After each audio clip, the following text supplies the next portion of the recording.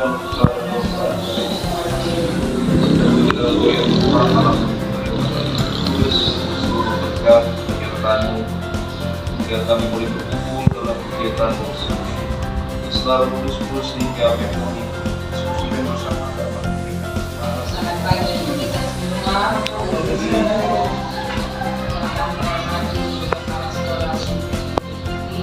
tentang tim dari sini dan kami pulang lalu sebagai habis yang mana bisa waktu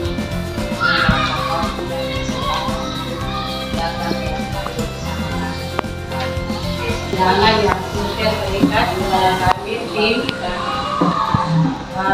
atas kepercayaan yang sudah berikan Bapak Ibu, karena penghibasan ini adalah merupakan salah satu program dari program sekolah bergerak, sehingga ketika suster meminta kesediaan kami sekolah, kami pasti sangat bersedia. Pertama yang akan kami tim lakukan adalah kami akan melakukan sosialisasi dulu apa itu kurikulum merdeka.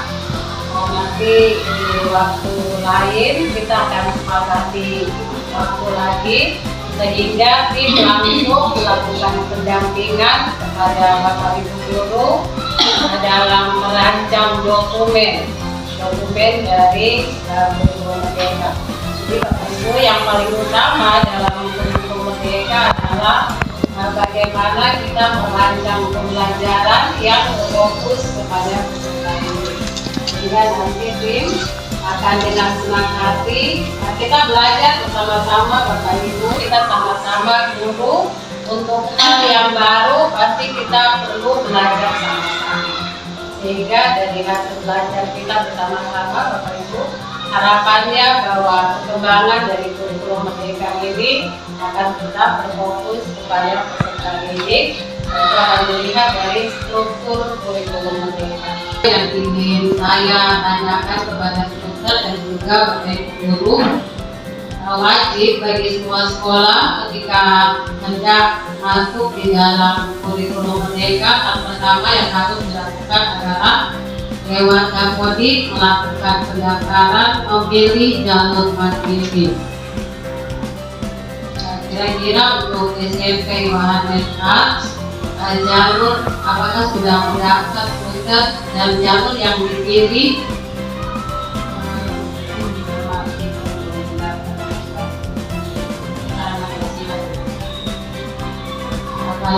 itu langkah awal yang baik suster, karena sebelum suster memilih jalur mandiri, suster meminta kami dari SMP Putih untuk kita bersama-sama belajar sehingga Bapak Ibu untuk jalur mandiri yang disiapkan oleh kementerian ada 3 jalur mandiri. 3 opsi, yang pertama adalah mandiri belajar.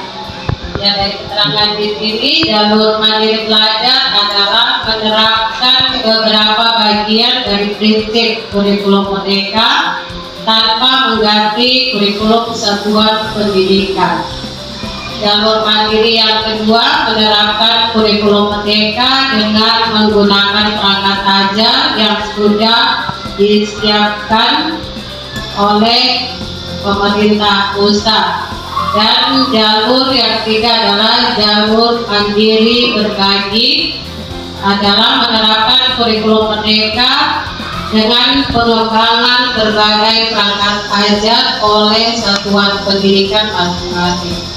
Sehingga kalau saya boleh mengusulkan kepada suster dan Bapak Ibu guru, setelah kami dari tim SMP Putih melakukan pengitasan, maka yang perlu suster lakukan dan operator Dapodik pastinya ketika boleh mendaftar pada Dapodik sebaiknya memilih jalur mandiri kedua atau yang ketiga. Sehingga kalau intervensi yang diberikan oleh kementerian kepada sekolah penggerak itu ada 5, pendampingan konsultatif dan asimetris. Ya, ada 5 di sini yang untuk pendampingan konsultatif dan asimetris penguatan sumber daya manusia sekolah ini lebih berfokus kepada sekolah penggerak. Tapi jika hari ini kami ada di sini untuk suster dan Bapak Ibu guru di sini adalah pembelajaran paradigma baru. Jadi pembelajaran paradigma baru ini adalah pembelajaran kurikulum merdeka. Nah, di dalam struktur kurikulum merdeka ada 3 pembelajaran intrakurikuler. Kurikuler ini yang dia lebih berpusat kepada pelaksanaan proyek. Jadi kemudian intrakurikuler sama dengan perencanaan berbasis data dan digitalisasi sekolah. Suster dan Bapak Ibu, ini berkaitan dengan kalau ada wifi ya, suster, kalau bisa ada wifi, nanti Pak Ahmad akan mendampingi Bapak Ibu agar kita sama-sama bisa melihat perencanaan berbasis data dan digitalisasi sekolah. Kalau perencanaan berbasis data juga Bapak Ibu bisa kita berangkat dari raport pendidikan kita. Operasional satuan pendidikan. Setiap sekolah punya yang namanya KOSP. Satu palu, palu, palu, ada satu palu menjadi 2. Ada 2 palu, palu, palu, ada 2 palu menjadi 3. Ada 3 palu, palu. Bapak Ibu, kenapa isu tentang pengorganisasian pembelajaran kemungkinan muncul dari ketidakpahaman? Karena kita tidak paham apa itu kurikulum yang kita mau jalankan.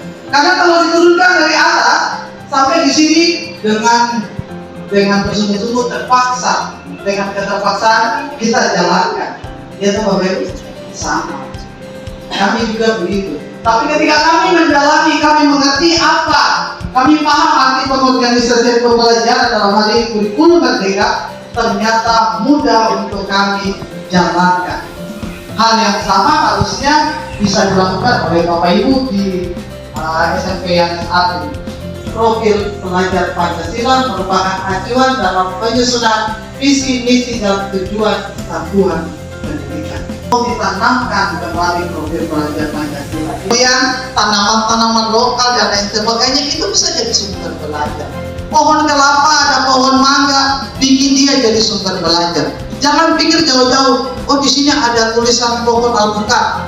Dan alpukat di mana? Ada pohon mangga. Jadikan mangga pengganti pohon alpukat. Saya akan membawakan sedikit tadi buku kepala sekolah sudah di awal, terus kepala sekolah sudah berbicara tentang kurikulum, dan di sini saya mengupas sedikit tapi masih kulitnya saja.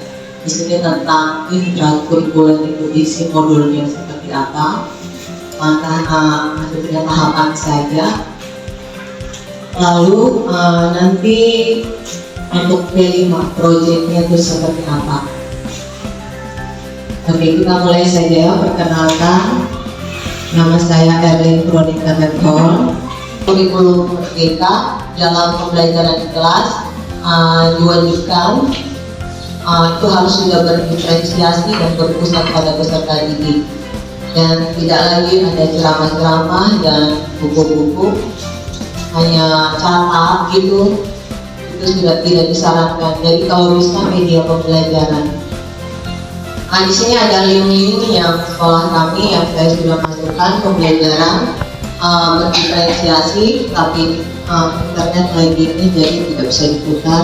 Kita langsung saja untuk intrakurikuler. Di awal pembelajaran waktu penerimaan siswa baru itu untuk kelas 7 semua mereka isi di sini. Terus mungkin bahan favoritnya apa, terus kesukaannya apa, dan gaya belajarnya seperti apa. Dia lebih suka yang gerak-gerak atau yang baca buku saja, atau dia harus melihat gambar gitu. Nah, jadi di sini terus mungkin cita-cita ke depan dia mau jadi apa nanti, saya mau jadi polisi. Nah, seperti itu di asesmen non kognitif. Itu bisa dibuat oleh kelas. Terus untuk asesmen diagnostik untuk kognitif itu setiap guru mata pelajaran wajib di awal tahun pelajaran biasa habis workshop. Nah, itu dibuatlah. Jadi di sini contoh, di sini saya buat menjodohkan.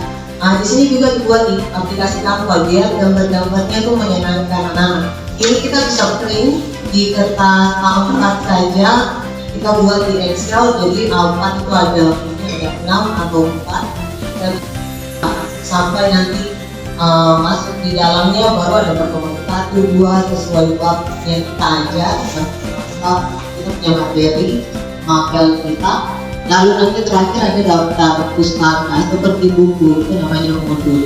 Jadi di sini modul ajar itu lebih lengkap dari RPP yang biasa kalau ada pemeriksaan kita siap tebal-tebal. Ini lebih lagi hanya untuk pembelajaran diferensiasi. Ini kita contoh pertemuan itu kita buat sendiri, kita tidak boleh pakai orang punya. Bisa kita lihat contoh dari PPN.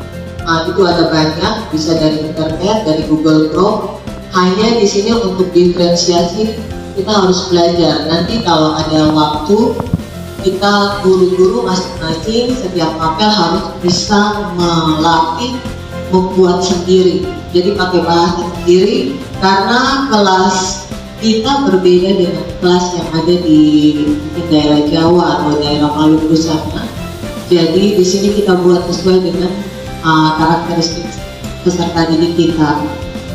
LKPD-nya matematika bisa sama aja, kita contoh aljabar tinggal 2x tambah 5 itu sama dengan berapa.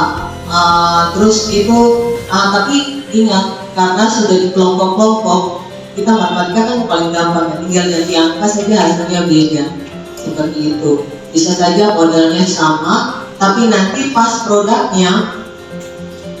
di produk ini mereka menerangkannya berbeda-beda. Ada yang ibu saya mau baca aja, atau ibu saya mau sambil ini terangkan sambil papan tulis, jadi saya perlu spidol. Nah seperti itu. Atau kalau ada alat peraga, langsung saya terangkan pakai alat peraga. Contoh bikin papan aljabar atau papan sama media gitu. Itu tergantung dari kreativitas bapak ibu guru. Seperti itu untuk pembelajaran diferensiasi. Dan sebentar saya kasih tunjuk langkah-langkahnya. Saya lanjut dulu. Nah, ini saya bagi sedikit yang pembelajaran diferensiasi ini pelajaran bahasa Indonesia. Ini ada bahasa Indonesia, jadi yang visual mereka tuh dikasih lembar dan KPD, jadi nanti ada gambar-gambar di situ, gambar-gambar yang menarik. Terus sedangkan yang auditori itu mereka dengar kemarin tuh mereka dengar cerita lewat diputar macam dari speaker gitu, mereka dengar cerita baru mereka tinggal mendeskripsikan semuanya bahasa Indonesia ada di seluruh perintahnya apa seperti itu. Terus habis itu kalau ini kemarin saya matematika, anak-anak yang estetik mereka main kartu domino, jadi mereka belajar perkalian lewat kartu domino, jadi mereka bermain seperti itu. Berikut terus nanti kalau seandainya bapak ibu guru punya modul ajar sudah jadi disusun, itu nanti bisa taruh di PMM. Jadi nanti teman saya Pak Ahmad nanti ada internet, bisa kalau seandainya ada internet nanti bisa ajarkan untuk bapak ibu guru langsung mengupload hasil di modul ajar intra maupun project langsung ditaruh di PMM. Jadi nanti orang-orang bisa dari sekolah-sekolah dari Jawa saja mereka bisa lihat, oh SPA punya ada punya modul ajar, oh gurunya buat gurunya susun. Jadi kalau di modul ajar itu ada nama penyusun di situ, jadi bapak ibu guru punya nama seperti itu. Setelah menentukan tim, habis itu identifikasi tingkat kesiapan sekolah. Nah, jadi seperti ini contoh. Semua sudah pilih, kita mau kearifan lokal tema 1. kita mau buat apa topiknya, kita mau buat ikan asin seperti itu.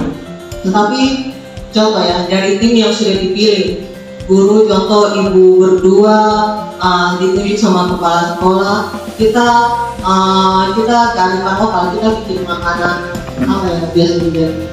Contohnya saja ya, kita mau bikin ikan asin. Terus habis itu dalam forum berpikir lagi, sekolah siap kan tidak bikin ikan asin. Kita di daerah sini tidak ada, bagusnya itu kita di pantai baru bikin ikan asin. Jadi kayaknya tidak cocok, bisa saja ditolak gitu. Jadi tidak jadi topik itu diambil. Jadi kita lihat saja kesiapan kita punya sekolah. Atau kita mau bikin ini tema, kita mau bikin tema yang ini rekayasa dan teknologi. Contoh, Pak Guru IPA karena itu berpikir tingkat tinggi, kita mau bikin alat apa ya, bikin hidroponik, tapi itu memerlukan biaya banyak, sekolah belum ada uang. Terus kita bisa bilang aja itu belum bisa, kita bikin tema yang sekolah bisa seperti itu. Tema tentang Bhinneka Tunggal Ika. Kenapa kami SMP Putri mengangkat tema Bhinneka Tunggal Ika? Karena latar belakang dari siswa-siswa kami adalah latar belakang dari suku, agama, budaya yang berbeda. Dan hal inilah yang harus kami angkat ya, biar kami bisa pastikan kembali siswa-siswi kami bahwa walaupun perbedaan-perbedaan itu membuat ikatan pertemanan, ikatan interaksi sosial di antara siswa itu menjadi rendah. Tapi syukur alhamdulillah di sekolah kami untuk siswa-siswi dan pantauan kami guru bahwa mereka walaupun berasal dari latar belakang suku ada elemennya ada di sini. Dan setelah elemen kita ke sub elemen, ada di tabel paling awal. Kita sesuaikan lagi Bapak Ibu, tema saya Bhinneka Tunggal Ika. Nah, sesuai untuk kegiatan-kegiatan saya itu yang mana? Boleh kita ambil satu-satu di sini. Tetapi kita harus menentukan paling awal juga Bapak Ibu, yaitu kita berada di sini Mas CD. Tujuannya di sini bentuk Bhinneka global, elemennya mengenal dan menghargai budaya. Dalam elemennya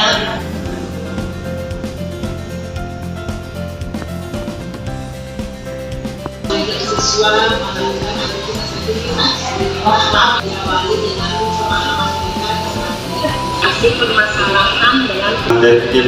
Perkenalkan, nama saya Ahmad Salihudin. Kesempatan pembelajaran dalam kurikulum Merdeka ini akan kita bahas apa saja isinya. Di dalam digitalisasi sekolah itu ada 3 platform Bapak Ibu yang perlu diketahui.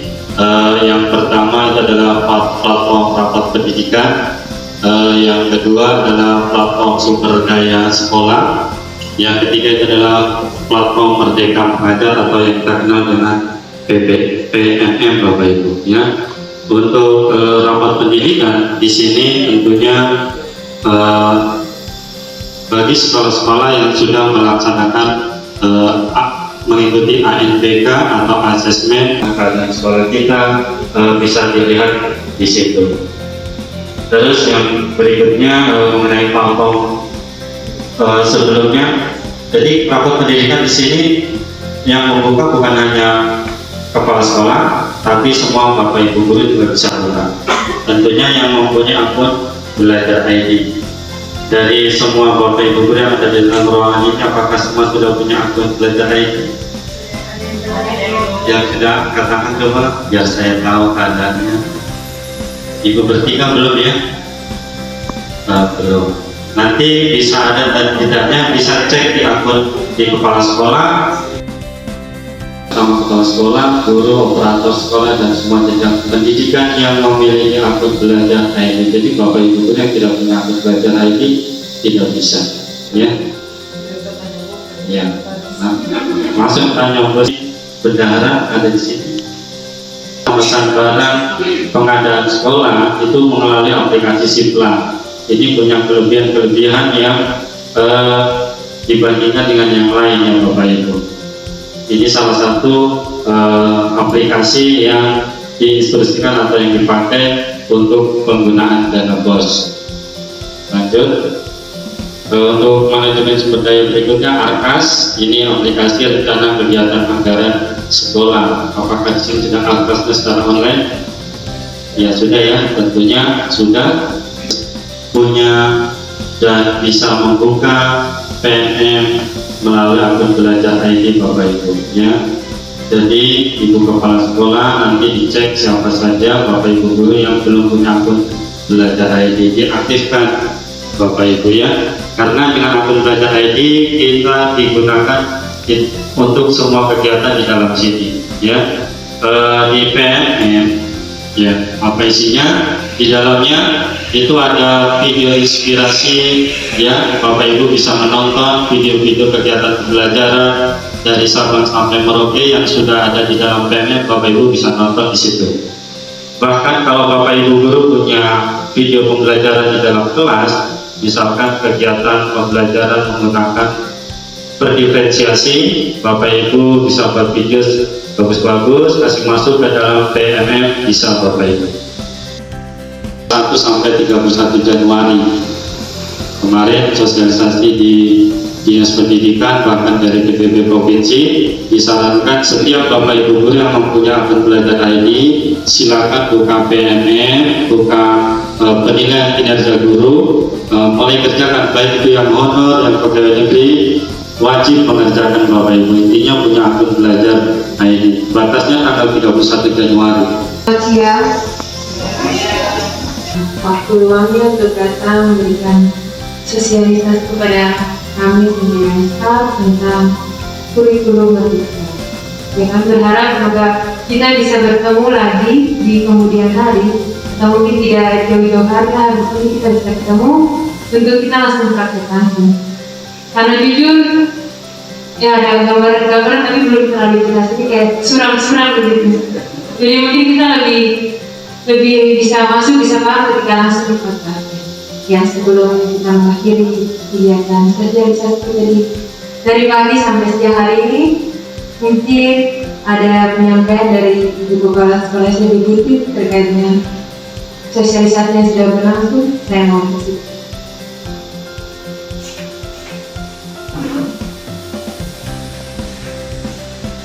Terima kasih untuk Sosmed dan Dewan Guru SMP yang hebat yang sudah mengundang kami untuk kita belajar bersama-sama.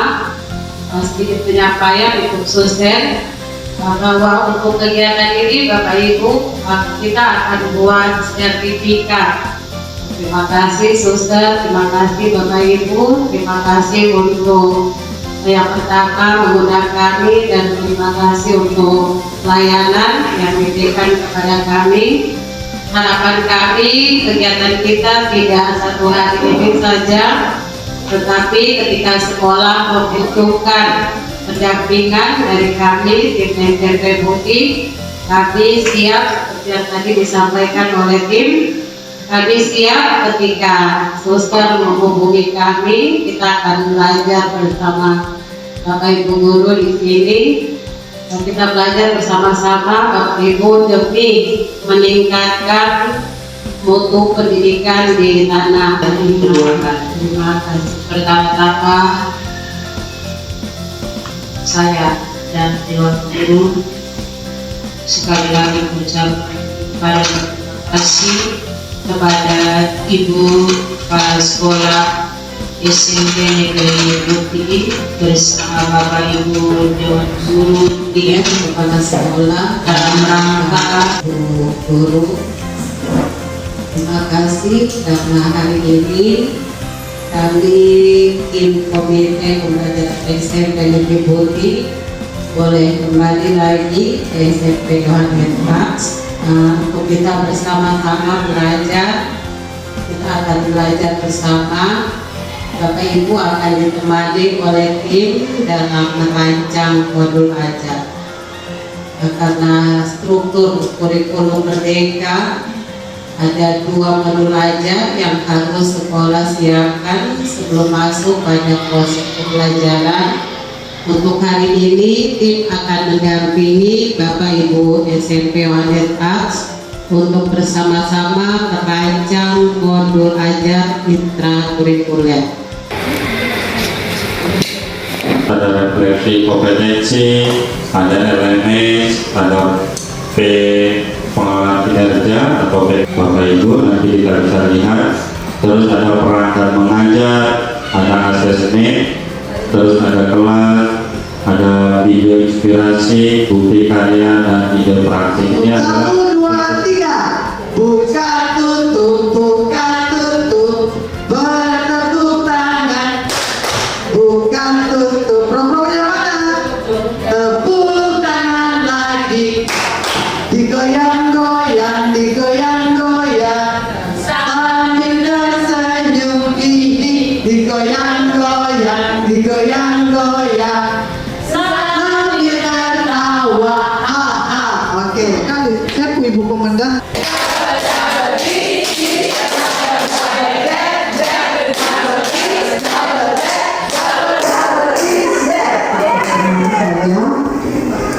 Inti dari kegiatannya tuh cuma 1 lembar, tapi dia punya lampiran itu yang banyak.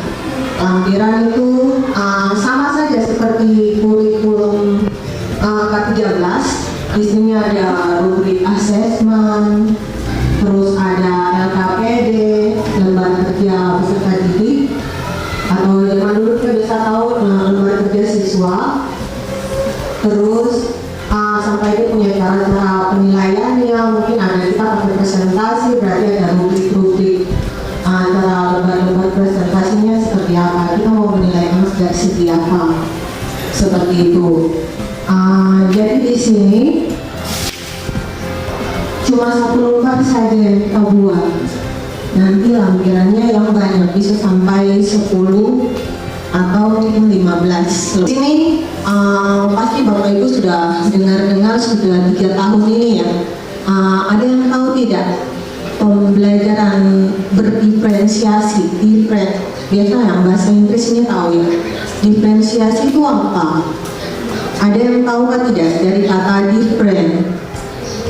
Ya, berbeda. Berarti dari dia punya kata saja berbeda, berarti cara pandang kuncinya di situ apa? Oh, bilangan. Terus pokoknya kalau kita mau cari materi kita, kata kunci yang kita ketik di Google, langsung muncul kita punya di PMM gitu. Terus pengetahuan prasyarat Nah, di sini kalau seandainya modul ajar yang nanti Bapak Ibu mau buat contohnya untuk matematika ya, mau buat tentang perkalian, berarti apa pengetahuan syaratnya itu dia harus pertama bisa penjumlahan. Jadi materi di bawah materi yang kita mau buat itu seperti itu. Jadi anak-anak harus tahu penjumlahan dulu, baru modul ini kita buat untuk perkalian. Contoh kayak pelajaran lain mungkin biasa di kalau bahasa Inggris itu sebelum pelajaran yang kita mau ajar itu harus dasar apa dulu yang kita buat, ajarkan dulu, baru yang kita mau buat di modul ini. Terus di proses di sini langsung mereka mulai kerja. Kita kan sudah praktek sudah ini. Kalau di proses di sini berarti kita bagi LKPD-nya. Jadi Bapak Ibu siapkan LKPD. Contoh satu kelompok itu contoh kalau macam untuk soal perkalian bagusnya masuk kita kasih LKPD, baru kita tinggal kasih di situ sudah ada perkalian baru kita tinggal bagi mereka cari sendiri. Itu kayak kurang menarik gitu. Jadi Bapak Ibu mulai berpikir, gimana ya? Saya mau buat pakai kartu domino aja. Jadi mereka tuh pakai metode permainan. Modul ajar kurikulum Merdeka dari mata pelajaran pendidikan agama Katolik dan budi pekerti. Sore ini kelasnya kelas 7.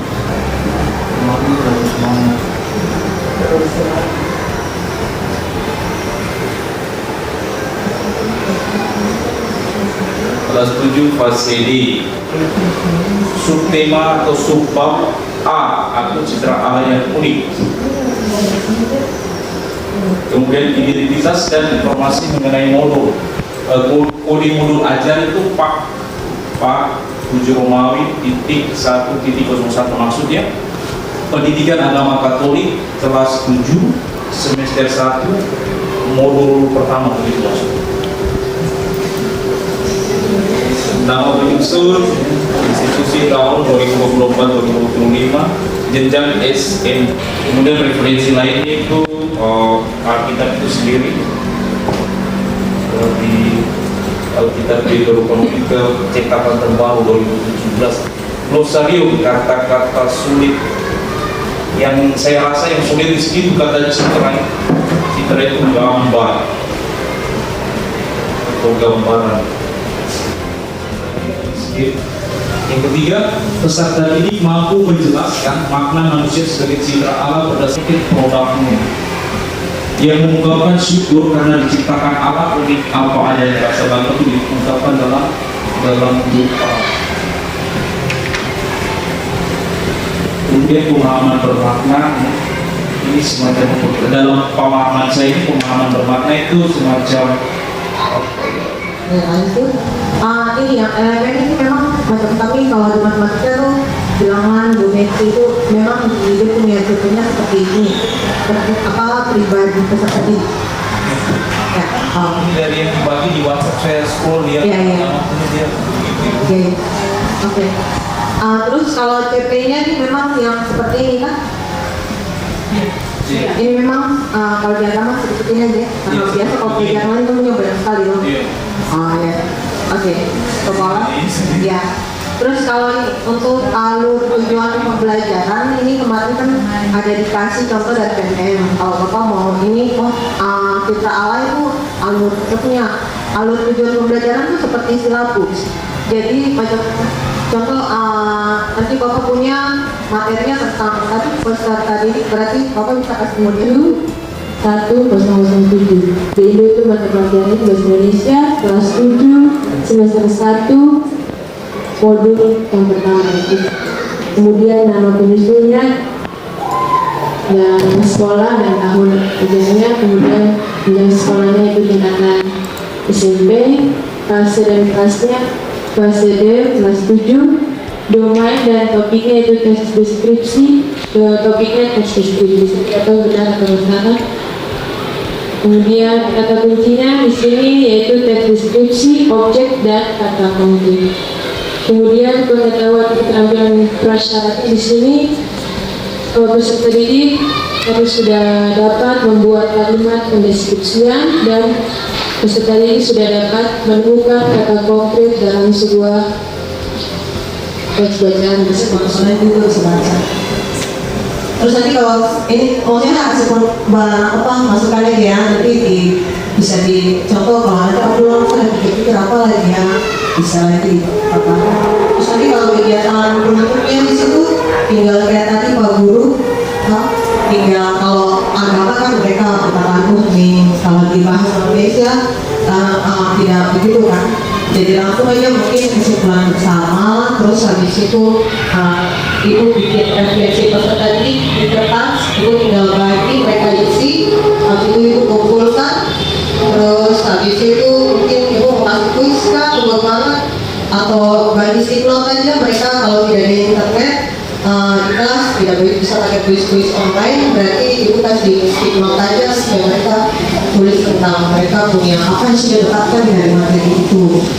Contoh ibu yang tadi yang Memati bilang yang nomor tadi di bagian awal itu apa yang kamu tahu kan tentang teks deskripsi itu kalau tulis itu satu aja ya, stiklot kan kecil aja, jadi mereka tulisannya mungkin tempel gitu, maka tuliskan itu syutingnya kan udah bagus yang kawan-kawan nanti bisa buat video kan.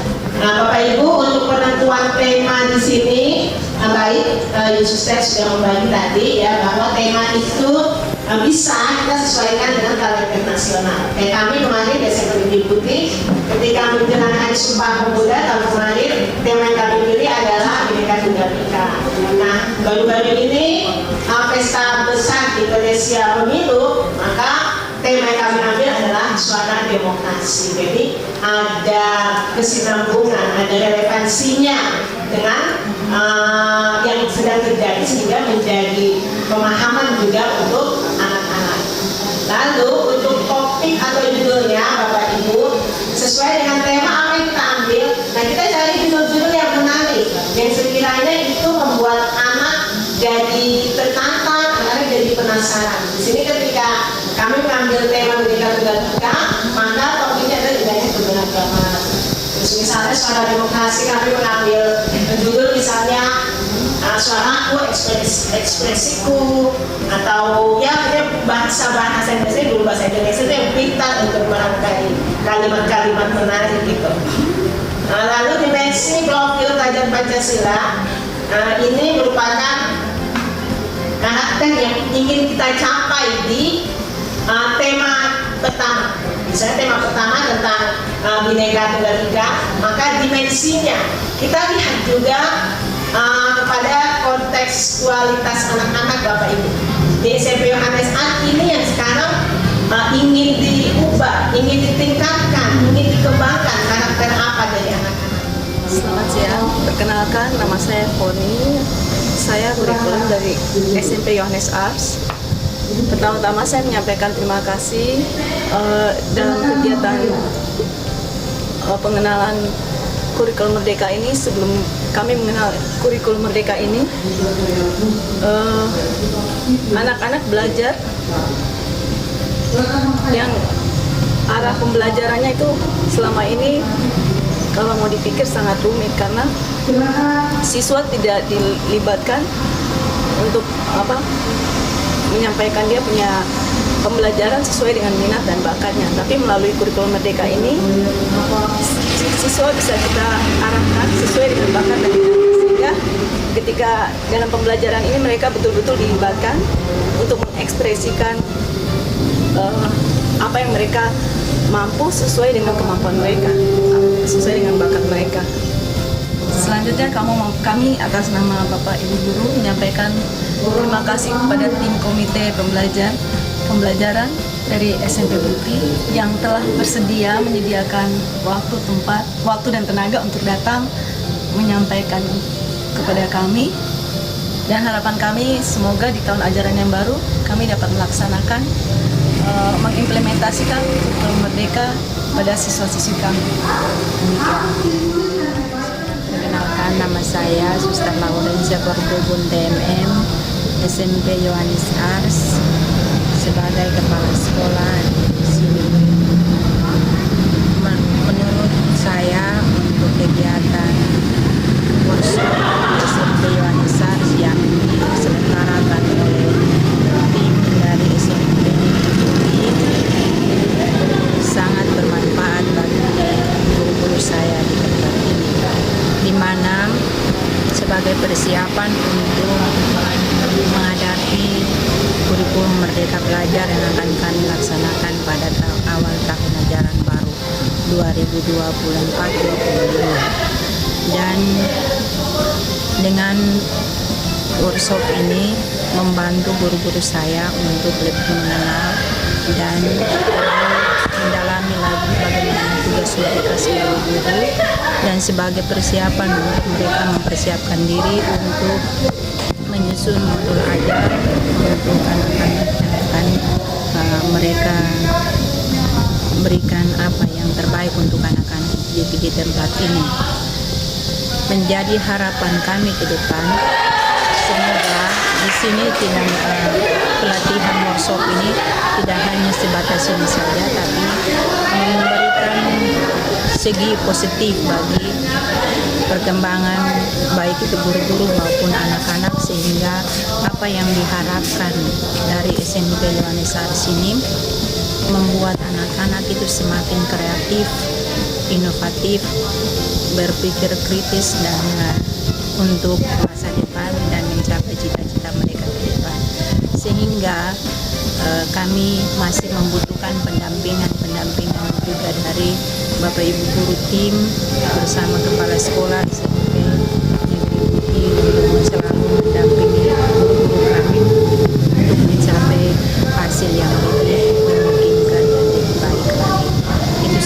saya sampaikan. Sekali lagi terima kasih banyak untuk Bapak Ibu guru tim dari SMP Negeri Buti bersama Kepala Sekolah SMP Negeri Buti. Terima kasih. Selama 3 hari kami dari SMP Negeri Buti, tim komite pembelajaran melakukan pengimbasan kepada SMP Yohanes Arts dalam rangka implementasi kurikulum Merdeka.